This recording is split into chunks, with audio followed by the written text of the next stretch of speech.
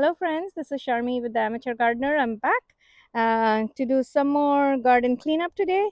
Uh, the early spring weeds are starting to show their heads up, and I want to get a handle on it before it gets too wild.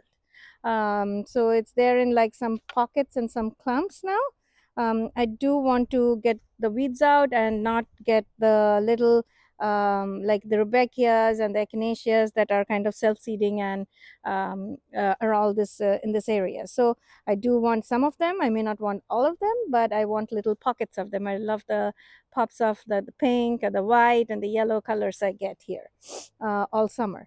So, and they do awesome in our Houston heat and humidity. Nothing beats those things. Okay, and so let's get going on some cleanup. Oh, by the way, tools that I'm going to use today, of course, I have my Felcos. I also have a hori hori knife that I use sometimes to pull weeds. I have uh, gotten a fancy to this tool. It is it's called, I think, a stirrup hoe. It's used for weeding in like vegetable patches. I use it for weeding almost anywhere. It gets it most of the time with the roots, so I don't have to bend down as much. Let's get going.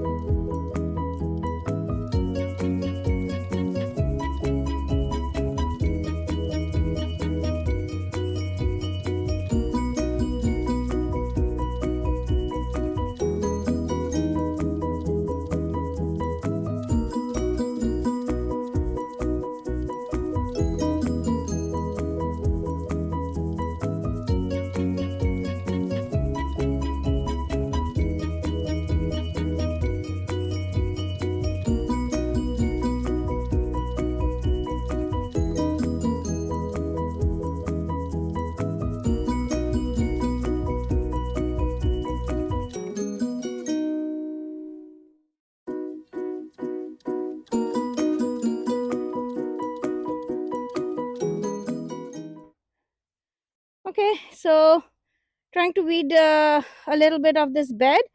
This bed and another bed, kind of like a few feet from it. We plan to grow okra here. We already have sown our okra seedlings and they are doing pretty well. I think we have so far about 20 some of them.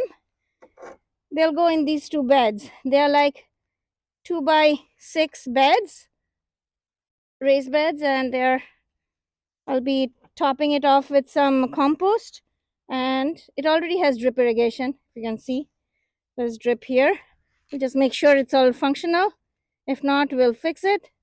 But I think they're pretty functional, and we'll put the okras in this bed. I tend to rotate crops a little bit. Don't put the same crops in the same bed every year, the following year. So that way, I think it's better to cross rotate your crops. So trying to clean up a little bit before I put that compost layer. This bed was fully topped off with soil and compost last year. It just soil keeps settling down, or there's some erosion. I don't know what happens, but you can already see it's like almost 4+ inches, almost 5 inches down. It was fully topped off last year. I don't know where all this soil keeps going, but we'll be topping it off again. I think it'll need like 2 bags at least, and we should be okay. The tree here that you see is an apricot tree. Started blooming already.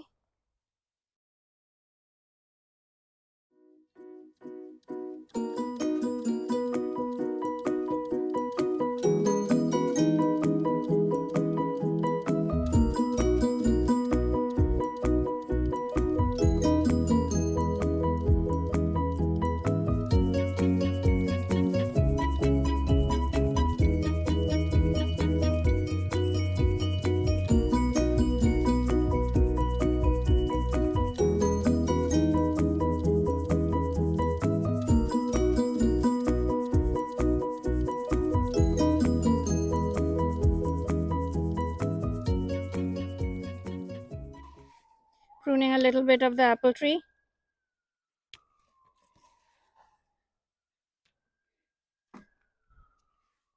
There's not much to prune. Most of it looks okay.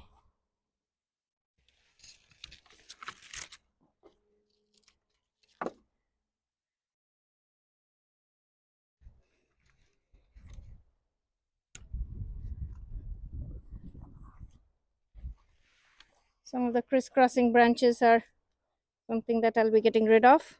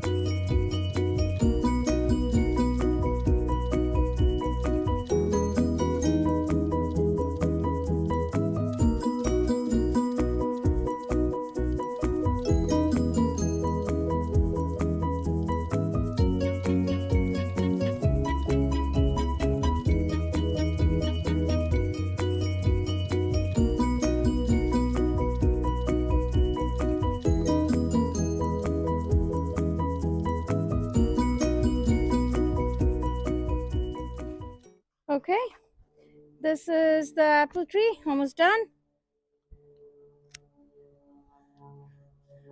Size control it to around probably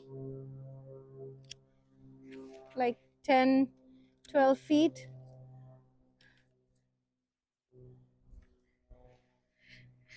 I forgot.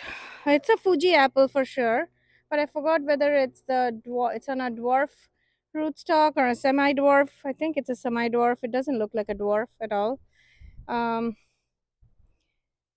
so hopefully it doesn't get too tall. It's been here for about I would say 5 or 6 years. Okay, I do have some Amsonia here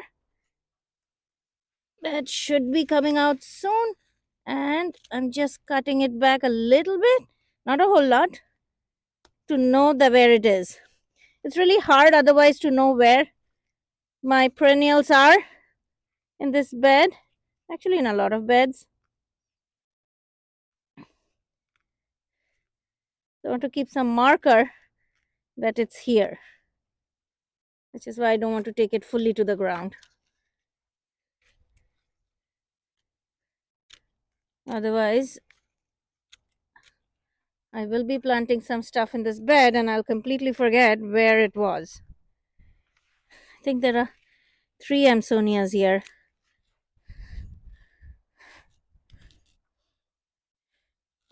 They were planted like about probably 3 years ago as little quad pots. So little teeny tiny ones. Expect them to grow more over the year. They produce like very pale bluish flowers in spring, and then they have green fine foliage over the rest of the year, which looks awesome. And they do have a beautiful fall color as well, even in Houston.